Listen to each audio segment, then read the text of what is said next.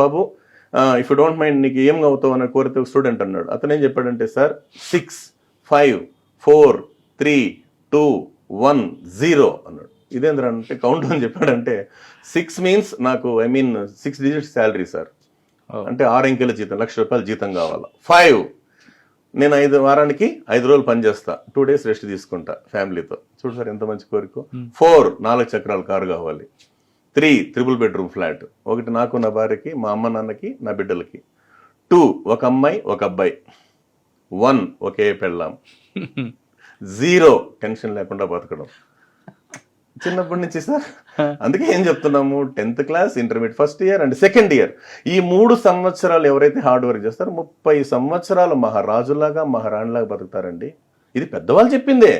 నేను చెప్తాను, ఏదైతే నువ్వు ఇష్టపడతావు అది నీకు వెనకటికి ఇన్స్టాల్మెంట్ లైఫ్ లేని బతకచ్చు కదా సార్, ఇన్స్టాల్మెంట్ లేని లైఫ్. అదే క్రమంలో ఇంకో చిన్న మోరల్ స్టోరీ ఉంది సార్. ఒకసారి యుఎస్లో చిన్న ప్రయోగం చేశారంట సార్. 100 మంది స్టూడెంట్స్ని క్లాస్ రూమ్లో కూర్చోబెట్టి వాళ్ళకి ఇష్టమైన స్వీట్స్ ఏమైనా రాసి ఇవ్వండిరా బాబు అంటే, వాళ్ళు లడ్డు, గులాబ్ జామ్, జాంగరీ అని చెప్పి అంత స్లిప్పులు రాసిచ్చారు. వాళ్ళకి ఇష్టమైన స్వీట్స్ సార్, రకరకాలు ఉన్నాయి కదా సార్ ఇష్టమైన స్వీట్స్. అది తెచ్చి ఏం చేశారు వాళ్ళు, అది జడ్జ్ చేసి ముద్ర పెట్టారు. చూపు అంతా దేని మీద ఉంది సార్ ఇంకా పిల్లలకి? స్వీట్స్ మీదే. అప్పుడు పిల్లలు చెప్తారు, నాన్న దేని మీద ఉందిరా చూపు? స్వీట్స్. ఓకే రైట్, నీకు నచ్చిన స్వీట్ ఆడుంది. వాళ్ళు చేయి పెట్టారు, రే ఆగండి అన్నారు. ఏమంటే 2 hours ఆ స్వీట్స్ ముట్టకూడదంట సార్. సచ్చిరా గొడ్డు, ఎవరైతే 2 గంటలు ముట్టకుండా ఉంటారో వాళ్ళకి మేము 1+2 ఇస్తాం అని చెప్పేసి డోర్ లాక్ చేసుకుని వెళ్ళిపోయారు. 2 గంటల తర్వాత వచ్చి చూస్తే, ఏమన్నా స్వీట్స్ ఉన్నాయా లేవంటే లేవు సార్ అంటారు. సరే, అప్పుడు మన దగ్గర ఉన్న సబ్జెక్ట్ ఏంటి, 60 members ఎత్తుకొని తినేశారంట సార్. ఓహో, వాళ్ళు ఇచ్చే స్వీట్స్ కోసం మేము ఎదురు చూస్తుంటామా అని.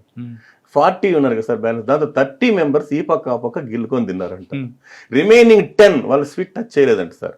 After 20 years what they are doing now అని చెప్పి సర్వేకి పోతే, ఆ 60 members they are doing ordinary life sir. ఆ 30% గిల్లుకొని తిన్నటువంటి వాళ్ళు government salary and corporate salary.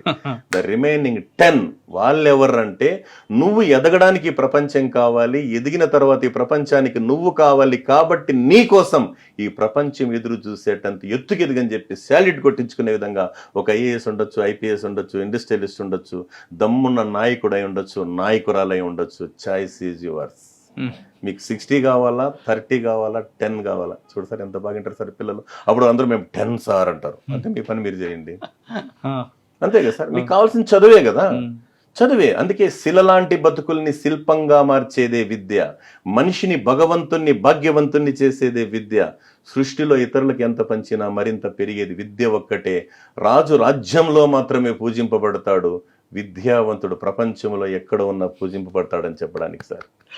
చాలా రాసినట్టున్నారు మరి, అంటే ఉన్నాయి సార్. చెప్పండి. అందులో బాగా నచ్చింది చెప్పండి. బాగా నచ్చింది స్వచ్ఛ భారత్కి సంబంధించి హైదరాబాద్లో ఉన్నటువంటి విశ్రాంత ఈఎస్ఐ అధికారి శ్రీ కేఎల్ కామేశ్వరరావు గారు సార్. ఆయన 2 lines రాస్తారు, అవి హార్ట్ టచింగ్ ఉంటాయి సార్. ఆయన రాసింది ఏంటి, బలహీనతకు అందమైన పేరు హాబీ, హాబీ ఒక్క ముళ్ళ గులాబీ. నెక్స్ట్ సార్, కులగోత్రాలు మలమూత్రాలు ఒకలాంటివే, కులగోత్రాలు మలమూత్రాలు ఒకలాంటివే, అలాంటి విసర్జిస్తేనే ఆరోగ్యం, ఒకటి దేహానికి మరొకటి దేశానికి. సార్ ఇది ఆయన ఆ మహానుభావుడు రాసిందే ఇది. అదే క్రమంలో ఆయన కొడుకు గురించి రాశాడు సార్. పున్నామ నరకం నుంచి రక్షించువాడు పుత్రుడట, కన్నవారు కనుల ముందున్నప్పుడు అన్నమిచ్చుటకు నరకం చూపించిన తనయుడు పున్నామ నరకం నుంచి రక్షించునట హతవిధి అన్నారు సార్. అదే అమ్మ గురించి రాసింది ఏంటంటే సార్, నెలల బాలునికి నెలబాలుని చూపించి మురిపాలు పంచే స్తన్యజీవి, ఇల్లాలి పాలనలో తన యునికినే మరచిన తనయుని మరవలేని ధన్యజీవి అమ్మ అని రాశాడు సార్. అదే క్రమంలో స్వచ్ఛ భారత్ అనే నినాదానికి ఉదాహరణగా అంతకు ముందే ఆయన రాసినటువంటి అద్భుతమైన కవిత గోడ గోడు సార్.